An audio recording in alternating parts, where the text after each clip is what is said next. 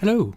In this second lecture in this series of 5, we're going to be looking in a bit more detail at the concept of a force field.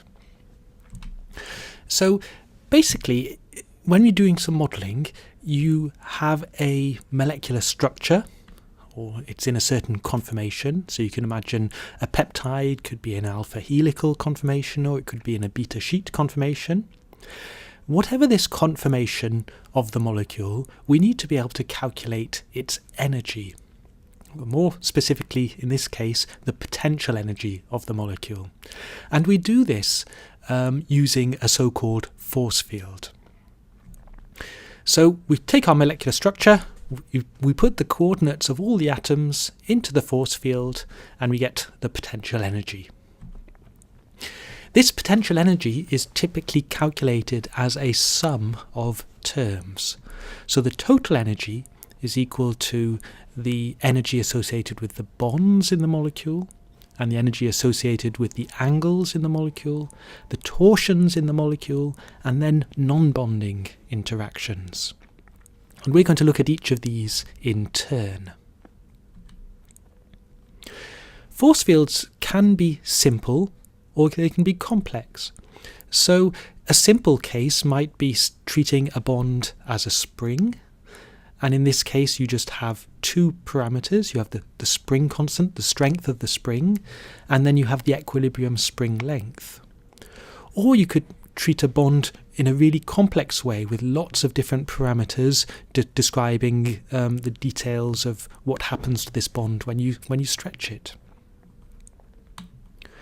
Force fields can be general or they can be specific. So, for example, on the Chem 3D system, then you can just draw any molecule and it can cope with modelling more or less any molecule. That's an example of a general force field. Or it could be specific, so specifically designed for certain types of molecules. So you have force fields which are specific for DNA, for example, or RNA, or for lipids, or for proteins, or for liquids. They're examples of specific force fields. Typically, force fields have been developed over tens of years, often longer than that, as people have slowly added things to them. Some examples of force fields that you will come across when you look at the literature include CHARM, AMBER, OPLS, MM2, and so on. Most of these are acronyms. So CHARM stands for Chemistry at Harvard Molecular Mechanics, and that's a force field which was developed at Harvard. AMBER stands for Advanced Model Building with Energy Refinement. OPLS stands for Optimized Potentials for Liquid Simulations. MM2 stands for Molecular Mechanics 2, and so on. There are lots of different force fields around. If you have a force field, it has several requirements. It needs to have a functional form. So this is an equation which allows you to work out the energy. And then it has parameters. So these are things that you put into the force field which allow you to then calculate the energy. And we'll have a look at concrete examples of all of these. So you've got your biomolecular system. You say that it's composed of atoms. We're going to ignore electrons. We're going to ignore the nucleus of the atom. We're just going to say that it's made of atoms. So we need to describe these atoms within our force field. So typically we describe them as a point mass, which has a certain mass. We ignore the atomic structure, and then we can also say that this point mass has a charge, so a partial charge determined by the molecular environment. For example, if you have a carbon atom in an alkane, it's going to have a slightly different charge on it to a carbon atom in a carbonyl group. Let's move on now to think about representation of bonds. So we've got two atoms joined together. Often these are represented by a harmonic spring. So we have the two masses, the 2 point masses, attached by a spring. The energy, the functional form, can be written as this. So we have the force constant Kr, and we have the actual bond length R and the equilibrium bond length Re. So this is just a Hooke's law expression. We have two parameters in this expression. We have the force constant and the equilibrium bond length. We need to decide what those values are before we use it. And then we take the actual bond length, R, and put it into this equation and work out the energy associated with this bond. We know by now that real bonds aren't actually harmonic, so this is just an approximation. So you'll have seen this type of plot before when you have the harmonic approximation in purple on top of a real Morse type potential. You can see the agreement's fairly good around the minimum, but as you get far away from the minimum, the agreement is less good. However, one thing that you'll notice, if you model bonds as a harmonic spring, when you stretch them, the energy just keeps going up and up. Whereas in a Morse-type potential, if you stretch a bond, the bond eventually breaks, and that's what happens to a real bond. So if you represent bonds as a harmonic spring, then this means that you cannot study bond breaking or bond making processes. And this is one of the really important restrictions associated with molecular mechanics. If you want to look at bond breaking or bond making processes, you need to start considering the electronic structure, so you'll typically need to use quantum mechanics to look at this. So as I mentioned, we need two parameters for describing a bond.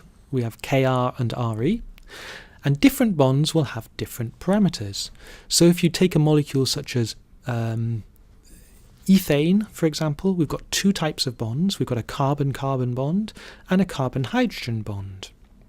These bonds will have different force constants and they will have different equilibrium bond lengths.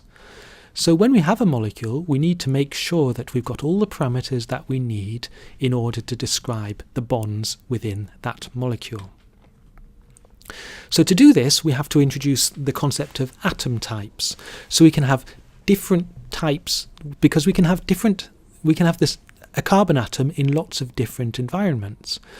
But a carbon-carbon bond in ethane is going to be different to a carbon-carbon bond in benzene. It's going to have different force constants, different equilibrium bond lengths. So we need to be able to distinguish between these different types of carbons, and that's what this atom type is for. So here are some concrete examples. These are taken from the charm force field, which is the force field we'll be concentrating on in this course. So if we, for example, have an sp3 carbon attached to 3 hydrogens, in charm, this is given the atom type CT3. It's just a label which stands for carbon tetrahedral 3 hydrogens.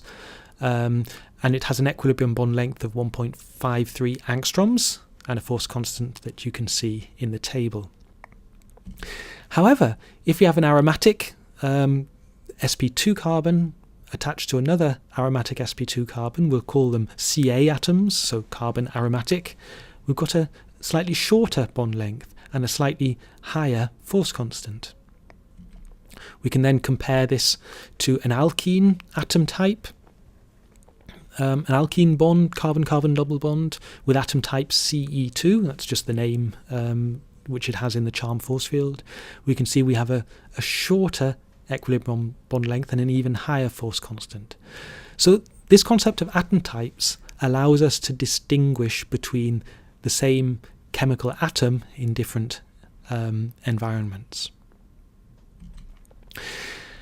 In general, when we're building a force field, we introduce as few atom types as necessary, because if we just keep creating atom types, it means we have to keep creating bond parameters and so on. So if you can get away with saying that a carbon-hydrogen bond in methane is the same as a carbon-hydrogen bond in ethane, then it means we can use the same atom type for the carbons in both methane and ethane. And that really simplifies things. However, you've got to then go back to the idea of whether the force field is accurate for what you want to look at. And if you are wanting to study detailed differences between methane, ethane and propane, for example, then perhaps you will need to use different atom types for these atoms and different parameters for the bonds. But on the whole, if you're not interested in that level of detail, you can probably get away with using the same atom types and the same parameters for the bonds. Let's move on to angles. So angles we can describe in a fairly similar way to bonds. We have three atoms attached in a row, and then we have an angle between them. And we can also define the energy as a harmonic spring. So here we have the expression for the energy of the angle. We have two parameters again. We have a force constant and we have an equilibrium bond angle. So if we have three atoms which are joined together, we put the current bond angle theta into this equation with our two parameters, and then we can work out the energy of this angle. So here are some examples of parameters again. So CT3, CT2, CT3, this would be, for example, the angle in propane at the central carbon atom. This is a case where if we have three aromatic carbons in a row, so 120 degrees, which is what you'd expect for benzene. And this is an example of propene, for example. So you've got a carbon-carbon double bond attached to a methyl group, and we've got a different parameter for that, or different parameters for that. So again, we've got to make sure that in our force field we have parameters for all the angles which form between all the different atom types.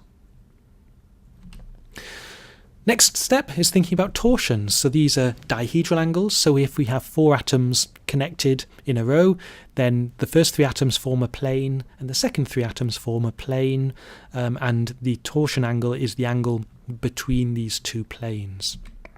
Sometimes it's also called a dihedral angle.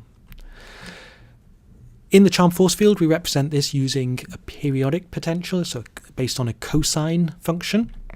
And it looks something like this. So the energy associated with the torsion is calculated from this expression. And here we have the V is a force constant, so the force required to turn this dihedral angle. We have chi, which is the torsional angle, so that's what we take from the system.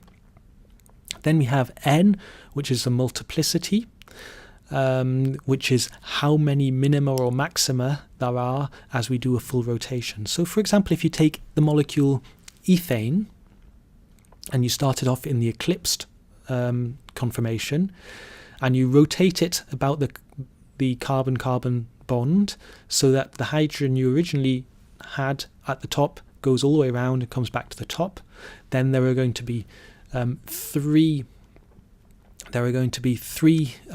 peaks in this energy function as you go round.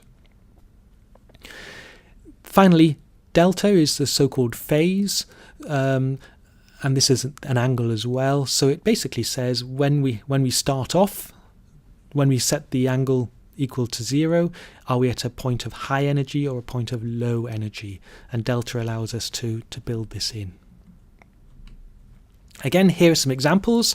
So this is the first one is a hydrogen attached to 3 carbon atoms. So for example, in benzene, we've got a force constant, we've got a multiplicity and a phase angle.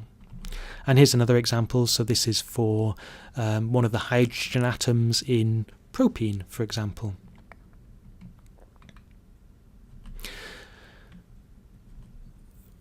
Sometimes we also need other bonded terms in the force field, and one of these is the so-called improper dihedral angle, and these are often very important to maintain planarity.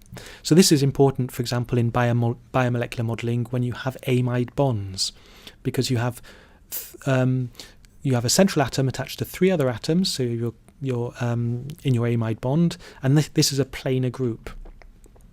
So what you can do is also have an energy penalty associated with moving away from planar conformation. There are different ways of defining it, so you can define it in terms of alpha and psi in the left figure, or just in terms of psi in the right hand figure. So often it's a quadratic function of one of these angles. We're not going to worry about the details of that here, but it's important that you're aware that this does exist. Now we've dealt with all the bonded interactions, so we've had bonds, angles and dihedrals. Now we need to think about non-bonding interactions. So the first of these are electrostatic interactions. So when you looked at atoms, we saw that each atom has a partial charge. These partial charges interact according to Coulomb's equation. So we have two charges separated by a distance, and the energy is then given by this equation. So where we have 4 pi epsilon are all constant. So epsilon is the permittivity. Here are some examples of partial charges. So we can have the hydrogen atom. This is the nitrogen atom in an amide bond, which has a negative charge. And then the hydrogen in the amide bond has a positive charge. So we've got our delta minus and delta plus, as we'd expect. And then we've got the carbon and oxygen of a carbonyl group. So again, we've got our delta plus and delta minus correctly reproduced by the partial charges. So we've got to include this electrostatic interaction. Finally, we've got van der Waals interactions. So these are modelled typically using a Lennard-Jones potential, which has this functional form here. So the part to do with the power 12 is the repulsive region of the potential. So this region over here. And then the part to the power 6 is this long-range attractive part of the potential. You'll see in here we've got two different parameters. We've got our epsilon and our sigma. So epsilon is to do with the well depth here, so the energy from this point of zero energy, and sigma is to do with the distance here, so it's actually the distance where this curve crosses the line with zero energy. Typically in a force field you have sigma and epsilon parameters associated with atoms, and then you combine them for pairs using so-called combining rules. So for epsilon you take the product and then the square root. For sigma you take the arithmetic mean. Again, here are some parameters which you from the charm force field for sigma and epsilons. Okay, so we've seen all the various terms in the charm force field, and we can now calculate the total energy. So basically we just add them all up. So we put all the terms into this equation here and work out the total energy. This in general, if you have n atoms in your system, is a task of order n squared. So if you think you've got all the possible pairs of atoms which are interacting together, so if you've got n atoms, then you've got n times n minus 1 divided by 2 total interactions. So as n increases, the task of calculating this total energy increases as the square of the number of atoms.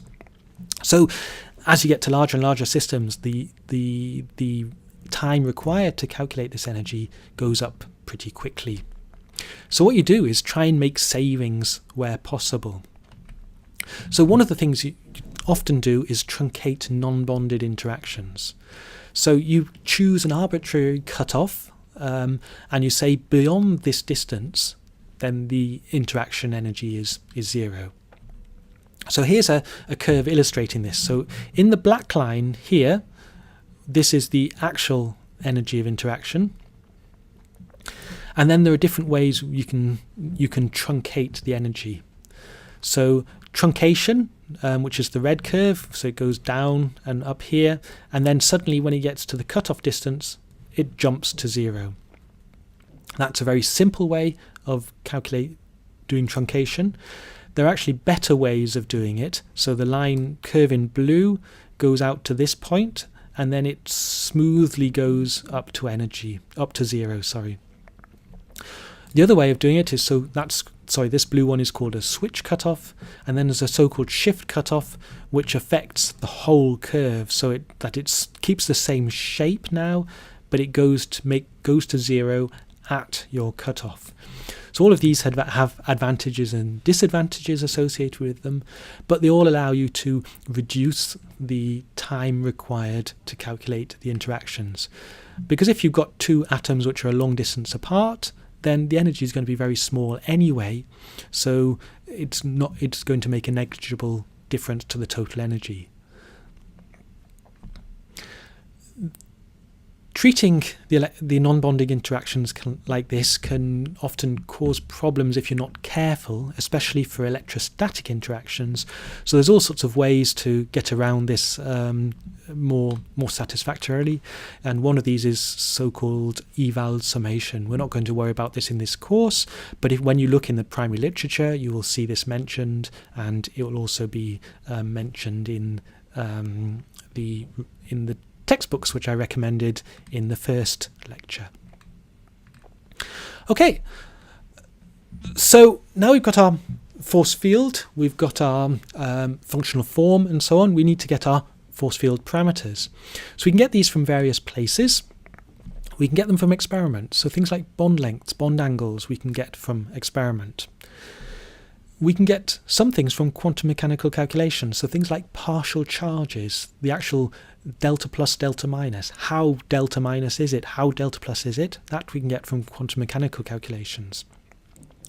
There are other parameters which we can't really find in a straightforward way, so often these parameters are estimated, which is a polite way of saying guessed. So different ways of getting our parameters. But once we have our parameters, we need to validate them. And as I've mentioned before, validation means showing that your model and your parameters reproduce something that is known.